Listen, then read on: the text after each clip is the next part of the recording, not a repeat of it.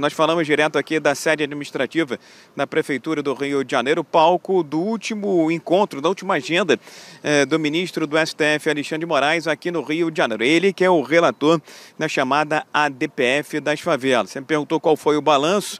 Muito corre-corre para lá e para cá, muitas portarias, viu, Kobayashi? Mas nenhuma declaração do ministro do Supremo Tribunal, Alexandre de Moraes, nessa passagem pelo Rio de Janeiro. Nesse momento, ele já está regressando para Brasília, porque essa reunião aqui na sede da Prefeitura terminou a questão de 10 a 15 minutos. Kobayashi, muitas reuniões a portas fechadas, com pouca gente participando, muito tete-a-tete, como se diz, muito olho no olho e nenhuma declaração. Esse é o balanço da passagem do ministro Alexandre de Moraes, que esteve reunido a portas fechadas com autoridades e também em instituições que diretamente estão ligadas com a ADPF das favelas e, por consequentemente, tem a ver com as investigações e averiguações da mega operação da semana passada. Inclusive, foi uma visita que acontece quase uma semana depois da mega operação, que resultou na morte de 121 pessoas.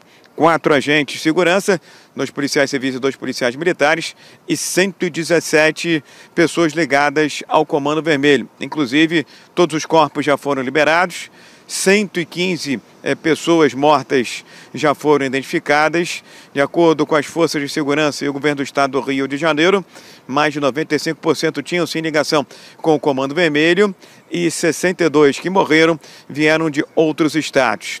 Primeira visita primeira visita do ministro Alexandre de Moraes foi junto com o governador Cláudio Castro no Centro Integrado de Comando e Controle, que é uma espécie de quartel-general de monitoramento das forças de segurança aqui no centro da cidade. Fica a 2, 3 quarteirões aqui da sede administrativa da Prefeitura do Rio de Janeiro. Lá ele conheceu as instalações e fez uma espécie de quiz, uma série de questionamentos sobre a operação da última terça-feira.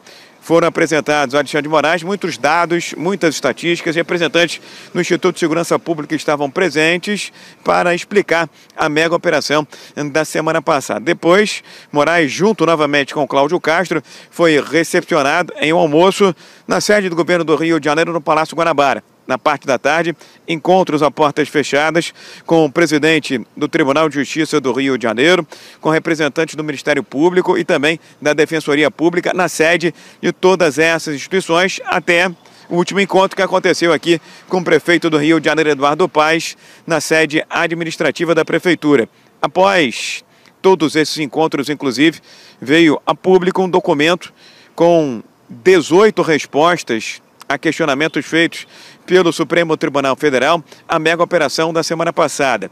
E, mais uma vez, o governo do Rio de Janeiro, nesse documento, mediante esses questionamentos, documento assinado pelo governador Cláudio Castro, afirmou que todas as regras previstas na ADPF das favelas foram cumpridas e que ainda a violência usada pelas forças de segurança foi proporcional àquela empregada pelos criminosos. E nesse documento, novamente, o governador Cláudio Castro pede, aí uma divisão de opiniões, uma divergência de opiniões, mas pede novamente para que as facções criminosas do Rio de Janeiro sejam enquadradas como grupos narcoterroristas internacionais.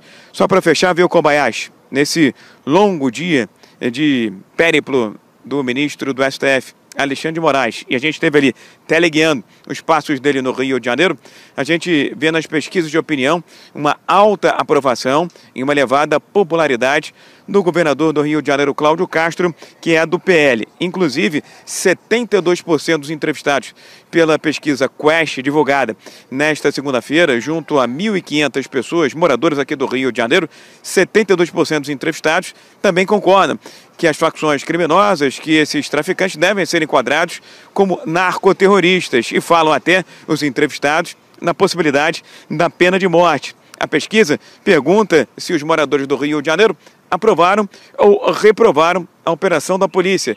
64%, mais ou menos na linha do que já tinha apresentado o Datafolha no final de semana, aprovaram e 27% desaprovaram. A pesquisa perguntou aos moradores do Rio de Janeiro se a operação no Alemão e na Penha foi um sucesso ou um fracasso. 58% acharam que a operação foi um sucesso, enquanto que 32% disseram que ela foi mal sucedida. A pesquisa vai um pouco mais além e pergunta se essas operações, como aquela do Alemão e da Penha, deveriam se repetir em outras comunidades do Rio de Janeiro.